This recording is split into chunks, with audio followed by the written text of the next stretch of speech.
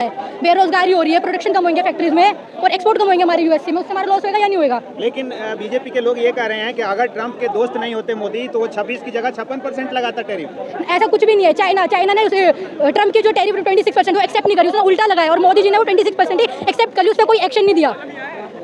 तो कोई दोस्ती नहीं, बस मोदी जी वन साइडेड दोस्ती निभा रहे, ट्रंप जी कुछ नहीं कर रहे। कभी हमारे भारतीयों को बेड़ी में लेके आ रहे, कभी टैरिफ एक्सेप्ट कर रहे हैं। लेकिन बात तो ये है, थोड़ा ऊपर नीचे होता रहता है ना महंगाई। कहाँ ऊपर नीचे होता है? 50 रुपए आम जनता से जाके पूछो, उसको सिलेंडर पे 50 रुपए देना कितना भारी पड़ेगा एक आम व्यक्ति से। सिलेंडर सबकी जरूरत है, सिलेंडर के बिना कुछ नहीं हो सकता। आज को 50 रुपए बढ़ाया, परसों दिन 100 रुपए बढ़ाएंगे। कहाँ जब विधानसभा चुनाव चल रहे थे कि भाई एक होली दीपावली पे एक सिलेंडर फ्री देंगे महिलाओं को, फ्री देने से तो गए 50 रुपए बढ़ावड़ दिए। तो बताओ, जो घर की महिलाएं होती हैं, हमारी हाउस वाइफ होती है, जो भी बहन बेटी जो हमारी होती हैं, माताएं बहनें, उन पर 50 रुपए की मार नहीं पड़ी। सिलेंडर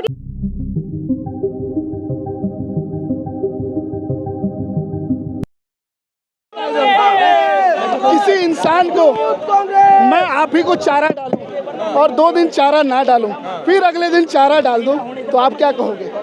बताओ। ये देश की जनता को बेवकूफ़ बना रहे हैं। यही देश की मंत्री है निर्मला सीतारमण, वो ये कहती है कि अगर लहसुन महंगा हुआ है तो लहसुन मत खाओ, तो अगर सिलेंडर महंगा हुआ है तो देश की जनता सिलेंडर इस्तेमाल ना करे।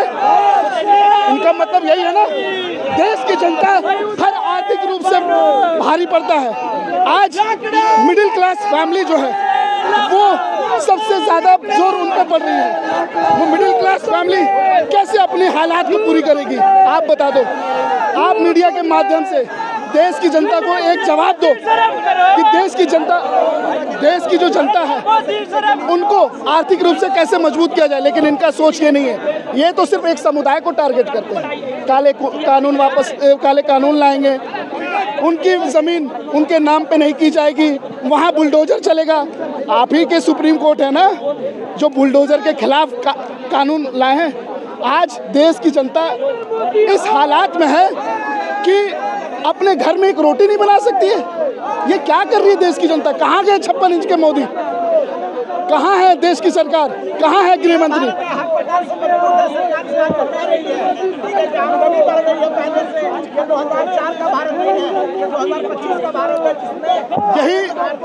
यही 2025 का भारत है जिसमें देश की जनता हर भूख हड़ताली से, देश का आवाम है, ये देश का युवा, ये क्या ये लोग बेवकूफ़ हैं? ये बेवकूफ़ लोग हैं जो इस गर्मी में देश के आवाम के लिए काम कर रहे हैं। आज देश के हालात ऐसे हैं कि 70% जो देश की सिटीजनशिप है वो मिडिल क्लास है। वो कहाँ से अपना खाना पूर्ति पूरा करेगी? वो किससे मांगने जाएगी? ये सरकार इसमें सोच रखी है। हर कोई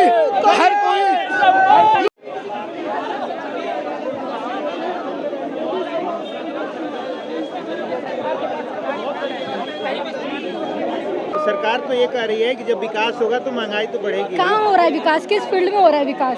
हमें तो कोई विकास नहीं दिख रहा। आजकल पढ़ा लिखा बच्चा भी बेरोजगार घूम रहा है। अब बीएडी लगा लो, 2 साल से ऊपर हो गए, उस पर वैकेंसियाँ नहीं निकली टीचर पे। गवर्नमेंट स्कूल में जाओ, टीचर की वैकेंसियाँ खाली पड़ी है। कौन सा विकास हो रहा है देश का और किस फील्ड में हो रहा है? कभी टैरिफ 26% बढ़ रहा है, उससे कितना लॉस हो रहा है।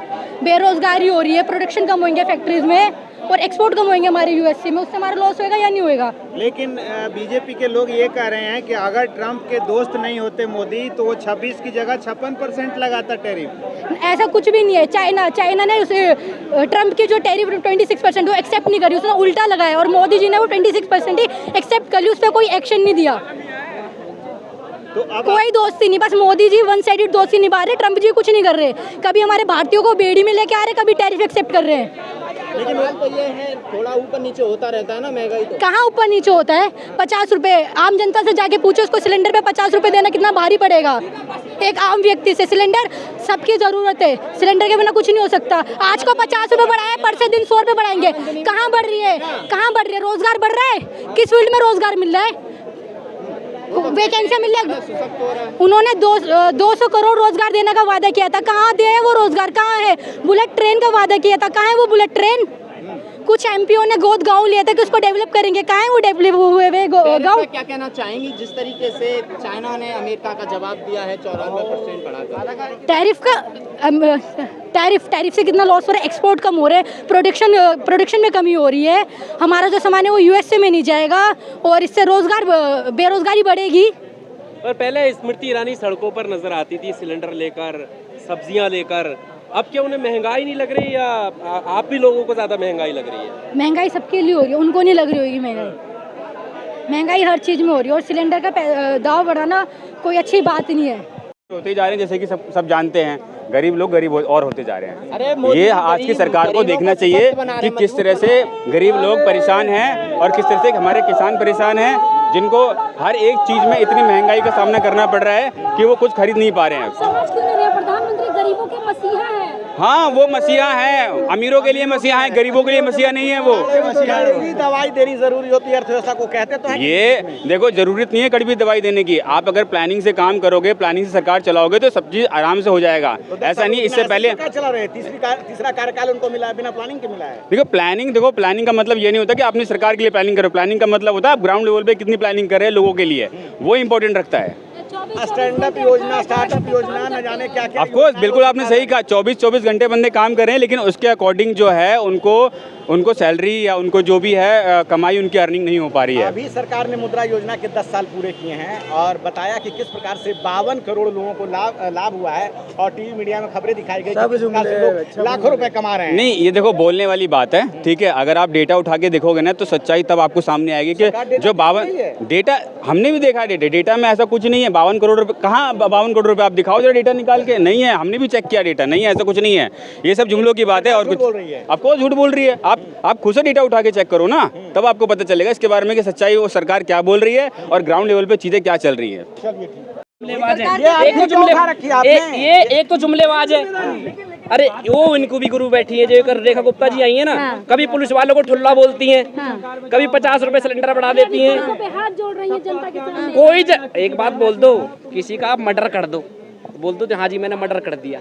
रात को 12-12 बजे 1:30 बजे काम कर रही है ऑन ड्यूटी। कोई काम नहीं करती, वो तो बस खाली एक दिखावा है उनका। अभी तक देखिए शीश महल में नहीं गई, 50 दिन हो गए उनको। ऐसा अगर वो शीश महल में चली जाएंगी ना, पता क्या होगा।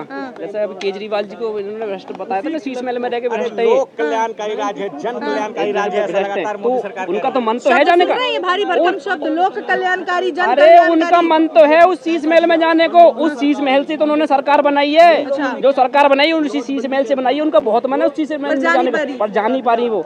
रुकावटें बहुत है अभी, उनका तो बहुत मन है मैं शीश महल में जाऊं। लोग बोल रहे हैं कि हम लोग पैरों तले रखते, हम नहीं चाहते हैं। वो तो अरे जो ये बोलते हैं ना, मुझे ये नहीं चाहिए, सबसे पहले उन्हीं लोगों को चाहिए। अच्छा, हाँ। सबको उससे पहले मेरी बात सुन लीजिए, जिसको वो होता है ना कि भाई मुझे नहीं चाहिए, सबसे पहले उसी को चाहिए होता है। अरे ये तो आर्थिक चीजें है ना, जब ऊपर नीचे होता है, आर्थिक स्थिति बदलती है तो बढ़ता घटता है। झूठ तो मत बोलो ना, झूठ बोला, झूठ बोल दिया। जब विधानसभा चुनाव चल रहे थे कि भाई एक होली दीपावली पे एक सिलेंडर फ्री देंगे महिलाओं को, फ्री देने से तो गई है, 50 रुपए बढ़ावड़ दिए। तो एक बताओ, जो घर की महिलाएं होती हैं, हमारी हाउस वाइफ होती है, जो भी बहन बेटी जो हमारी होती हैं, माताएं बहनें, उन पर 50 रुपए की मार नहीं पड़ी। सिलेंडर की बात आते, माताएं बहनें कहाँ से आ जाती है? खाना अब भी खाते हैं, खाना सब खाते हैं तो बनाती तो माता बहनें। अच्छा, आप एक उनको फर्क पड़ता है, पड़ता तो जेंट्स को ही फर्क है। तो ये महिला कांग्रेस कहाँ है? महिला कांग्रेस का काम अलग है, यूथ कांग्रेस का काम अलग है। महिला कांग्रेस भी करेगी, महिला कांग्रेस से भी देखिए वो तुरंत सिलेंडर लेके आप शव यात्रा लेके जा रहे हैं, नकली सिलेंडर को भी। अरे हम भी तुरंत हम भी तो सिलेंडर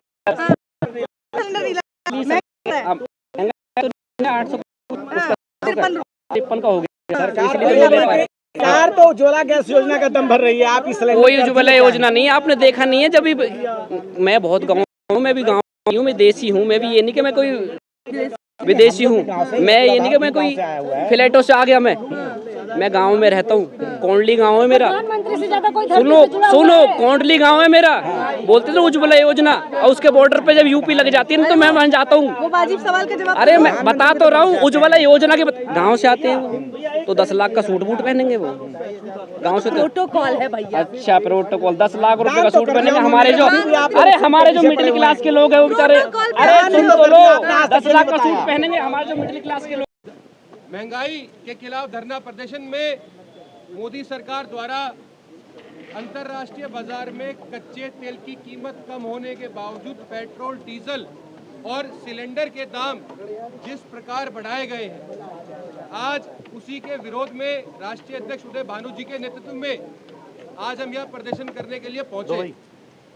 मैं चाहूंगा कि अब हमारे राष्ट्रीय अध्यक्ष उदय भानु जी आपको संबोधित करें।